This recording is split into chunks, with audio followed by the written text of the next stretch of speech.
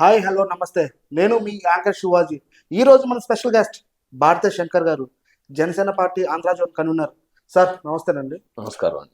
Sir Shankar garu, present ఇప్పుడు hot topic ఏంటంటే, first of all కల్తీ లడ్డు, కల్తీ నెయ్యి లడ్డు. ఈ కల్తీ నెయ్యి లడ్డు నిజంగా జరిగిందంటారా 2014 నుంచి 19 దాకా? లేకపోతే జనసేన పార్టీ గెలవడానికి ఈ కల్తీ లడ్డు వాడుకుందా? అసలు అంతకుముందు కల్తీ లడ్డు వ్యవహారం లేదు. మేము అధికారంలో వచ్చిన తర్వాత కల్తీ లడ్డుని కనిపించే మేమేం వాడుకుంటాం దాన్ని. ఇప్పుడు మీరు ఫస్ట్ నుంచి కల్తీ లడ్డు అంటున్నారు. అవును, మేము అధికారం వచ్చిన తర్వాత కదా. మొన్న కూడా జనసేన పార్టీలో ఒక అంతర్గత సమావేశంలో మీ అధినేత పవన్ కళ్యాణ్ గారు కూడా ఈ వ్యవహారంపై ఎవరు ఎందుకు మాట్లాడలేదు అనేది కూడా మాట్లాడుతున్నారు. ఎందుకంటే టీడీపీ పార్టీ అంటుంది మొత్తం మా భుజాన వేసుకున్నాము, జనసేన పార్టీ మాకు సంబంధం లేనట్టు పక్కన ఉంది, బీజేపీ పార్టీ మాకు అసలు ఎలాంటి సంబంధం లేదు, ప్రశాంతంగా పక్కన కూర్చుంది. కూటమి ప్రభుత్వంలో ఒక్క టీడీపీ పార్టీకే పట్టిందా, జనసేన పార్టీకి సంబంధం లేదా అన్నట్టు వ్యవహరిస్తున్నారు అనేది కూడా మీ అధినేత సీరియస్ అయ్యారు. దేనికని? మేము అధికారం వచ్చిన తర్వాత కూటమి ప్రభుత్వం ముగ్గురు కలయిక అధికారం వచ్చిన తర్వాత మేము బయట పెట్టింది కల్తీ నెయ్యి వ్యవహారం. ఓకే. కల్తీ నెయ్యి వ్యవహారంలో 3 పార్టీలు కూడా బ్రహ్మాండంగా స్పందించాయి. దాంట్లో మేము ఎక్కువ లీడ్ తీసుకున్నాం. మేము పట్టుకున్నాం. మేము మా అధినాయకుడు అమ్మవారి గుడి మీద ప్రాచ్యానాయ దీక్ష చేసి ఆ 11 రోజులు ఇక్కడ మెట్లు గడిగి ఆ అయ్యవారికి వెళ్ళి దండాలు పెట్టి ఇవన్నీ, అయ్యా ఈ రాష్ట్రం గత పాలకులు పాపం చేశారు, మేము ప్రాయశ్చిత్త దీక్ష చేశామని మా నాయకుడు ముందు ఒక అడిగేసి చేసిన మొట్టమొదటి పని. మీరు అదే ఆయుధ రామలయానికి తిరుమల నుంచి లడ్డులు పంపించారు, లక్షల లడ్డులు పంపించారు. కానీ అప్పుడు బీజేపీ పార్టీ కనబట్టలేదా? ఏంటంటే అది భారతదేశంలో అత్యంతంగా ప్రతిష్టాత్మకంగా తీసుకున్న అయోధ్య రామాలయంలో ఇక్కడ నుంచి లక్షలాది లడ్లు పంపించినప్పుడు ఎందుకు బీజేపీ పార్టీ మాట్లాడలేకపోయింది? ఎందుకు మాట్లాడలే? ఆ రోజు కనిపెట్టలేకపోయారా? ఆ రోజు శాంపిల్స్ తీసుకోలేకపోయారా? అట్లా ఎంత తీసుకుంటారు? అప్పుడు కల్తీని కలుసుద్దని తెలుసుద్దా ఏంటి? మేము అధికారం వచ్చిన తర్వాత బయట పడిన తర్వాత కదా, అమ్మో రామాలయానికి కూడా అయోధ్యకు కూడా ఏ లడ్డూలు వెళ్ళినాయి అనేది మా భక్తుల మనోభావన అప్పుడు చెప్పారు. అంతేగాని ముందు ఎలా తెలుస్తుంది? ఏదైనా ప్రసాదం వస్తే టెస్ట్ చేసి తింటావా? మరి ఇప్పుడు సిబిఐ దర్యాప్తు జరిగింది. మీ రాష్ట్ర ప్రభుత్వం చేసే కొన్ని దర్యాప్తు సంస్థలు కూడా దాంట్లో ఎలాంటి లేవు. ఏంటంటే ఆవు కొవ్వు కానీ నెయ్యి ఓన్లీ నెయ్యి, కొంచెం డాల్డా కలిసి. అసలు ఏమి సిబిఐ ఇప్పుడు దాకా ఏమి లేదో క్లీన్ చిట్ ఇచ్చింది అని అంటారు. ఉత్తి అబద్ధం. అందుకే మా అధినాయకుడు వాళ్ళు దొంగతనం చేసి దొంగ అన్నట్టుగా వ్యవహరిస్తున్నారు. అందరూ స్పందించండి అని చెప్పింది అదే. అది నిజంగా జరిగిందంటారా మీరు? అసలు అది కల్తీ నీళ్ళు అసలు పాలు లేకుండా నెయ్యి తీశారు. పాలే లేవు అసలు. పాలు లేకుండా నెయ్యి అనేది వస్తుందా? పాలు లేదు అసలు. ఓన్లీ కెమికల్తో వీళ్ళు చేసిన వ్యవహారం కల్తీ లడ్డు వ్యవహారం, కల్తీ నెయ్యి. ఆ నెయ్యి కొండ మీద లడ్డూలకు వాడారు. అది మహాపాపం. ఇప్పుడు దాకా మరి మీరు శాంపిల్స్ పంపించారు కదా, ఏమైనా టెస్ట్లు బయటకు వచ్చినాయి అంటారా? వస్తాయి, అన్ని వస్తున్నాయి. ఒక టెస్ట్ అన్ని వచ్చినాయి కదా. అందులో ఉందని క్లియర్ గా వచ్చింది. అంతకుముందు ఉన్న ఈవో కూడా ఇచ్చాడు ఇందులో కలిసిందని. నిన్న కూడా ఇబ్రిపట్నం, మీ పక్కనలో ఉన్న ఇబ్రిపట్నం ప్రెస్ మీట్ లో కూడా జగన్మోహన్ రెడ్డి చెప్పింది ఏంటంటే, మాకు క్లీన్ చీట్ వచ్చింది, వీళ్ళు కావాలని ఈ వ్యవహారం పక్కదోవ పట్టించడానికి కొన్ని దాడులు చేస్తున్నారు మా మీద అనేది కూడా ఆయన చెప్తున్నాడు. అది నిజం లేదంటారా? జగన్మోహన్ రెడ్డి చెప్పే అన్ని అబద్ధాలే. ఆయన ఎప్పుడు పార్టీ పెట్టిన కానించి అన్ని మోసాలే. ఇక్కడ మందు బ్యాన్ చేస్తాను అనుకుని ఇదే విజయవాడ నగరంలో 9 మంది చనిపోతే మందు అసలు నేను బ్యాన్ చేస్తాను పూర్తిగా అని చెప్పి నకిలీ మద్యం అమ్మాడు. ఇంకా ఆయన మాటలో ఇదే ఉంది. ఆయన చెప్పే అన్ని అబద్ధాలే. ఇప్పుడు నకిలీ మద్యం కేసులో ఈయనకి జోగి రమేష్ అరెస్ట్ చేయడం కరెక్ట్ అంటారా కాదంటారా? నిజంగా నకిలీ మద్యం కేసులో జోగి రమేష్ కి వాటా ఉందంటారా నకిలీ మద్యంలో? లేకపోతే పోలీసులు ఎందుకు పెడతారు? ఉండబట్టే కదా. ఆయన చంద్రబాబు నాయుడు గారి ఇంటి మీద దాడి చేసినందుకే ఆయనకి అరెస్ట్ చేశారు, ఆయనకి హెరాస్మెంట్ చేస్తున్నారు అని చెప్తున్నారు. అది నిజం లేదంటారా?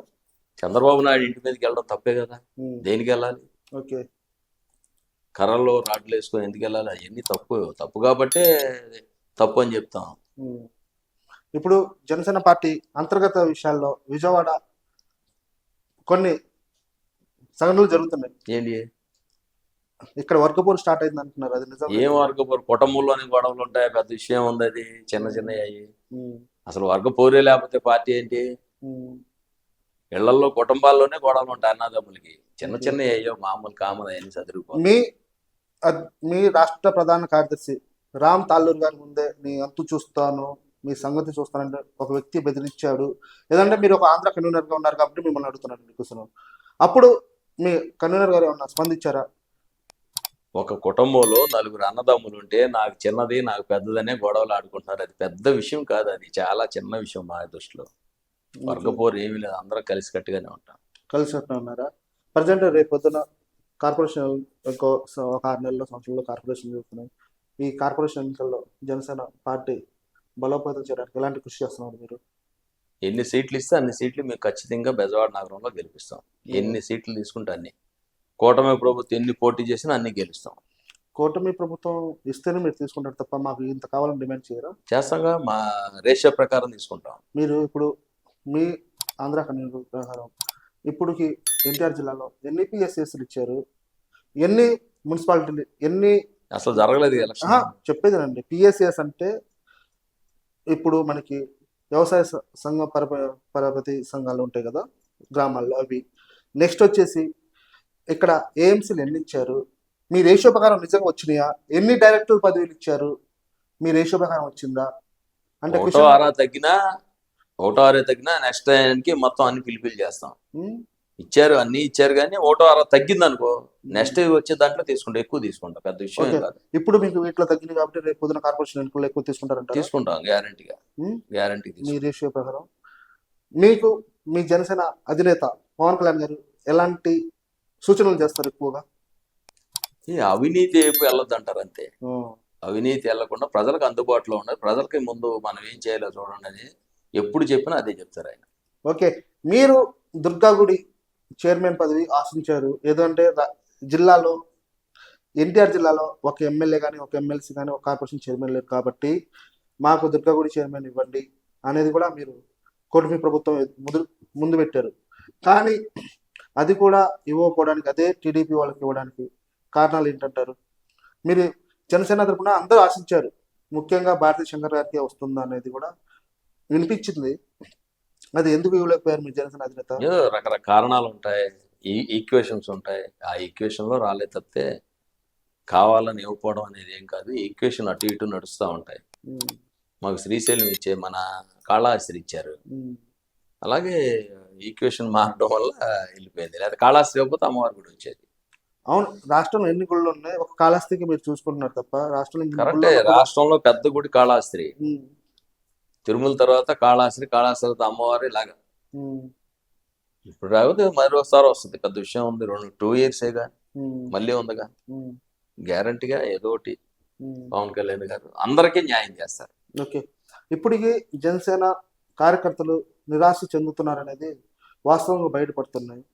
దానికి మీరు కార్యకర్తలు ఉత్సాహపరచడానికి ఎలాంటి కార్యక్రమాలు చేయాలనుకుంటున్నారు? రేపు వచ్చే కార్పొరేషన్ లోకల్ బాడీస్ ఎన్నికల్లో మా జన సైనికులకి ఎవరైతే కష్టపడి ఉన్నారో వాళ్ళందరికీ కూడా రేపు రాబోయే ఎన్నికల్లో ఖచ్చితంగా న్యాయం చేస్తారు పవన్ కళ్యాణ్ గారు.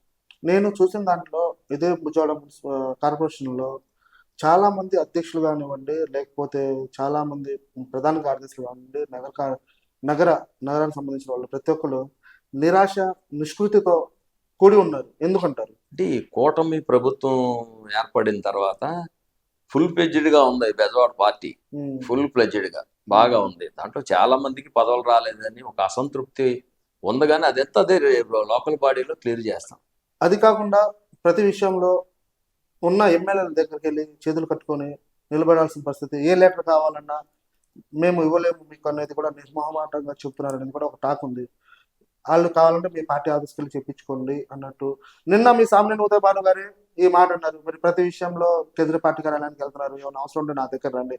మీ జిల్లా అధ్యక్షుడు సామినేని ఉదయ్ భాను గారు చేయని పనులు కూడా ఎలాంటివి ఉంటాయి? ఆయన ఒక చిన్న టీడీడీ లెటర్ కావాలన్నా, లేకపోతే ఏదో ఒక ట్రిప్ ఇసుక కావాలన్నా కూడా వాళ్ళ ముందే నుంచోవాల్సిన పరిస్థితి ఏర్పడుతుందంట. ఎందుకంటారు? వీళ్ళు చెప్పకుండా ఎక్కడికి వెళ్ళిపోతే మేమేం చేయలేము. కార్యకర్త ఎవరైనా సరే మా విజయవాడ నగరంలో ఉన్న పార్టీ ఆఫీస్కి వస్తే మేము ఏ సాయం చేయడానికి సిద్ధంగా ఉన్నాం. మేము చెప్పింది అది. అక్కడ దాకా ఎందుకు, మేము ఇక్కడే ఉన్నాం, ఉమ్. ఫోన్లోనే చేపిస్తాం. పెద్ద విషయం ఉంది, చిన్న చిన్న పనులు అంటే పెద్ద విషయం కాదు అవి. అదే ఇప్పుడు మీ కార్పొరేషన్ లో ఒక సెగ్మెంట్ కి సంబంధించిన ఒక అధ్యక్షులు ఉంటే వాళ్ళు కనీసం వాళ్ళ ఇంటి ముందు వాళ్ళ ఫ్రెండ్ మీ కార్యకర్తలకి ఏమైనా న్యాయం చేయలేకపోయాం అనేది, మేము అధికారంలో లేకపోయినా మేము కష్టపడి పనిచేస్తాము, ఈ రోజు మాకు కూటమి వచ్చిన తర్వాత ఇక్కడ ఎమ్మెల్యేలు మాకు తీవ్ర అన్యాయం చేస్తున్నారు అనేది మాటలు వాస్తవం లేదంటారా? వాస్తవం లేదు. వాళ్ళు ఎవరికైనా ఈ సమస్య ఉంటే పార్టీ ఆఫీస్కి వచ్చి చెప్పుకుంటే ఆ సమస్య తీర్చడానికి పార్టీ ఆఫీస్లో మేము సిద్ధంగా ఉన్నామని కూడా ఇప్పటికి 10 సార్లు చెప్పాం. వస్తున్నారు, వాళ్ళకి కావాల్సింది చేసుకునే. ఎవరో ఒకరికి పని, అన్ని పనులు ఎక్కడవుతాయి? ఓకే. అవన పనులు కూడా ఉంటాయి, అవి కూడా తీసుకొచ్చి చేయాలంటే ఎవరు చేయలేరు. ఓకే. అందుకని ఏ పనులు ఉన్నా మేము అందుబాటులో ఉంటున్నాం, చేయిస్తున్నాం. మీ కార్యకర్తలు మీరు ఇచ్చే భరోసా ఏంటి? లేదు, రేపు రాబోయే ఎన్నికల్లో ఖచ్చితంగా పార్టీని గెలిపిస్తాం. ఎవరైతే కష్టపడి ఉన్నారో వాళ్ళకి సీట్లు ఇచ్చి గెలిపించుకుంటాం. ఓకే. ఇప్పుడు మీకు ఇక్కడ రాజకీయ కుంపటి మొదలైంది విజయవాడలో. రాజధాని రాజకీయ కుంపటి ఏంటంటే రాజధానిలో రాజకీయ కుంపటి, అది కూడా విజయవాడలో. నేను ఇటు అమ్మిశెట్టి వాసు గారు కానివ్వండి, రావి సౌజన్య గారండి, భారతీ శంకర్ అంటే వేరే వేరే గ్రూపులు మేనేజ్ చేస్తున్నారు అంటున్నారు. దాంట్లో నిజం లేదంటారా? మాది జనసేన గ్రూపు, వేరే గ్రూప్ లేదు మాకు. ఓకే. అది ఇందాక కూడా చెప్పా మీకు, కుటుంబంలోనే గొడవలు ఉంటాయి, చిన్న చిన్న సర్దుకుపోతాయి. ఎలక్షన్ నాటికి అన్ని ఏమి ఉండవు, అన్ని కలిసికట్టుగానే పని చేస్తాం, ఇబ్బంది ఏం లేదు అసలు. అదే అమ్మిశెట్టి వాసు ప్లస్ ఈ రావి సౌజన్య, భారతీ శంకర్ ఒక గ్రూపు, అమ్మిశెట్టి వాసు గ్రూపు అనేది అది బాగా తాగ నడుస్తుందండి. ఏదంటే అమ్మిశెట్టి వాసు నగరం చుట్టూ నా మనుషులే ఉండాలి, జిల్లాలో మొత్తం నా మనుషులే ఉండాలని చెప్పి ఆయన చెప్తున్నారు. కానీ మాకు ఆయన ప్రతి విషయంలో తీవ్ర అన్యాయం చేస్తున్నారు. కొంతమంది ఇక్కడ ఎమ్మెల్యేలతో మాకు పని అవ్వకుండా చేస్తున్నారు అనేది కూడా ఒక టాక్ ఉంది. అది నిజం లేదంటారా? లేకపోతే ఇది ఓన్లీ ఎమ్మెల్యే మాట్లాడతారా? ప్రతి కాన్ఫరెన్స్ లో, ఈ 3 కాన్ఫరెన్స్ లో ఎమ్మెల్యేలు ఎవరు ఫోన్ చేసినా మాట్లాడతారు, ఎవరికి ఏ కావాలన్నా చేస్తారు. ఒకళ్ళకే అందరికీ చేస్తారు, ఏ గ్రూపు లేవు. ఎవరి కాళ్ళు చక్కగా పార్టీకి పనిచేస్తున్నారు. ఫైనల్లీ ఇప్పుడు మీ కూటమి ప్రభుత్వం అక్రమ అరెస్టుల మీద ఏంటి, ఇటు జోగి రమేష్ కానివ్వండి, అంబటి రాంబాబు కానివ్వండి, లేకపోతే సజ్జల ఇల్లు కానివ్వండి, పెద్దిరెడ్డి, మిథునరెడ్డి, ఇలాంటి వ్యక్తులు మీరు అరెస్ట్ చేయడానికి వెనకాల ఏమన్నా వ్యూహం ఉందంటారా? వాళ్ళు చేసిన తప్పులకే అరెస్ట్ చేస్తున్నారు, కొత్తగా మేము కేసులు పెట్టినాయి కాబట్టి. వాళ్ళు ఏదైతే తప్పు చేశారో వాటి మీద అరెస్టులు జరుగుతాయి. అంతకుముందు వాళ్ళు కూడా చేసినాయేగా. వాళ్ళ అధికారం ఉన్నప్పుడు చేయని తప్పులు కూడా అరెస్ట్ చేశారు వాళ్ళు. మీ మీద ఎన్ని కేసులు? రఘురామ్ కృష్ణరాజుని ఊరికే తీసుకొచ్చి ఇంటి వాళ్ళ ఆఫీస్ తీసుకెళ్ళి కొట్టారు, ఒక ఎంపీని, వాళ్ళ ఎంపీని. ఇక అంతకన్నా ఇదేముంది? ఫైనల్లీ మీరు ప్రజలకు ఏం చెప్పదలుచుకుంటున్నారు? రాబోయే ఎన్నికల్లో ఈ బెజవాడ నగరంలో జనసేన పార్టీని విజయ డంకా మీద మోగించాలని ప్రజలను కోరుకుంటున్నాం. అలాగే ప్రజలకు ఏ సహాయ సహకారాలు కావాలన్నా మా జనసేన ఆఫీస్కి వస్తే మీకు ఏది రేషన్ కార్డు కానీ, లేకపోతే ఇల్లు పట్టాల విషయంలో కానీ, ఎలక్ట్రికల్ కానీ, ఇలాగా రకరకాలుగా ఏ ఎంఆర్ఓతో పని ఉన్నా మా ఆఫీస్కి వస్తే ఖచ్చితంగా మేము సహాయ సహకారాలు అందించి మీకు సేవ చేయడానికి సిద్ధంగా ఉన్నాం. ఓకే. మీరు సార్ ఇప్పుడు ఒక చిన్న విషయం, ఒక చిన్న మాట అనమాట. ఇప్పుడు నగరంలోనే ప్రధానంగా మీరు ఉంటారు, కానీ ఈ రోజుకి కూడా భారతీ శంకర్కి కొంతమంది బెదిరిస్తున్నారు అనేది కూడా ఒక టాక్ ఉంది. మీరు ఒకటి మోహన్ రంగ అనుచరులని కూడా కొంచెం టాక్ ఉంది. దాంట్లో ఎవరు బెదిరించామంటారు? మిమ్మల్ని ఎవరో బెదిరించారు, మీ రాజకీయ నాయకుడే. అదే చెప్పాను కదా నాకు పేరు, ఆ పేరు వ్యక్తులు మీ సంగతి చూస్తాం, మీరేంటి ఎవరు మమ్మల్ని బెదిరించేది? ఎవరు బెదిరింపులు ఏముండవు. కానీ మేము రంగారి ఆయన అనుచరుడిగా మేము కాంగ్రెస్ పార్టీలో ఉన్నాం. అక్కడి నుంచి రకరకాలుగా ప్రజారాజ్యం, జనసేన అంతే. మీరు జనసేనలో రావడం లేట్ అయిందంటారా? అదేం లేదు, లేటే ఉంది. కావాల్సినప్పుడే వచ్చారు. ఓకే. ఇప్పుడు మీ వ్యూహంతోనే కొంతమంది కార్పొరేటర్లు కూడా, వైసీపీ కార్పొరేటర్లు కూడా జనసేనలో జాయిన్ చేసుకుంటున్నారంట. ఎలాంటి వ్యూహం రచించి తీసుకుంటున్నారు? వాళ్ళు ఎలాంటి ఇది వైకాపా కార్పొరేటర్ అసలు వాళ్ళు ఎందుకు తీసుకున్నారు? ఎవరు తీసుకున్నారు? మన మరి అప్పాజీ గారిని లేకపోతే తీసుకున్నారు. వాళ్ళు వచ్చి పార్టీకి సేవ చేస్తాం, ప్రజలకు అందుబాటులో ఉంటే తీసుకున్నాం తప్పితే ఎవరైనా జనాల్లో ఉండే మనుషులు ఎవరు వచ్చినా తీసుకుంటాం ఖచ్చితంగా. ఇప్పుడు మీరు సఖ్యంగానే రాజకీయం చేస్తున్నారా? సఖ్యంగానే రాజకీయం చేస్తున్నారా? ఏం రాజకీయం సఖ్యంగా చేయకపోతే ఏం వంకరగా చేస్తారు ఏంటి? ఆ, ఇప్పుడు ప్రజెంట్ ఈ కూటమి ప్రభుత్వంలో ప్రజలు హ్యాపీగా ఉన్నారంటారా? బ్రహ్మాండంగా ఉన్నారు, హ్యాపీగా ఉన్నారు, ఉం? చాలా హ్యాపీగా ఉన్నారు. చాలా హ్యాపీగా ఉన్నారు. ఓకే, ఎలాంటి ఇబ్బందులు కానీ? ఏమీ లేవు. అంతకంటే ఒక సర్వే కూడా చేసుకోండి మీ ఛానల్ ద్వారా.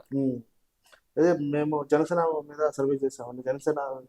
జన సైనికులు హ్యాపీగా లేమంటున్నారు. దాని మీద మీకు అడిగాను.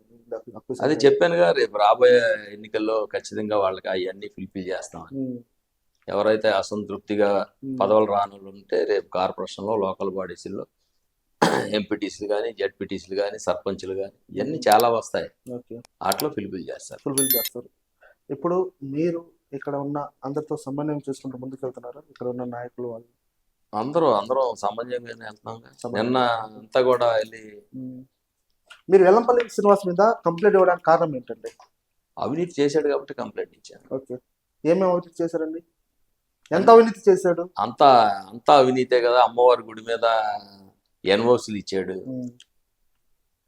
టీడీటీ బోర్డు ఆయన మంత్రిగా ఉన్నప్పుడు ఆయనకు వచ్చిన కోటా టికెట్లన్నీ అమ్ముకున్నాడు. బోలే బాబుతో సంబంధాలు పెట్టుకున్నాడు. ఇంకా అంతకన్నా ఆధారాలు ఏమున్నాయి? అరెస్ట్ చేస్తారు ఖచ్చితంగా ఆయన్ని. మీరు వెల్లంపల్లి శ్రీనివాస్ కి మీకు ఏమన్నా రాజకీయ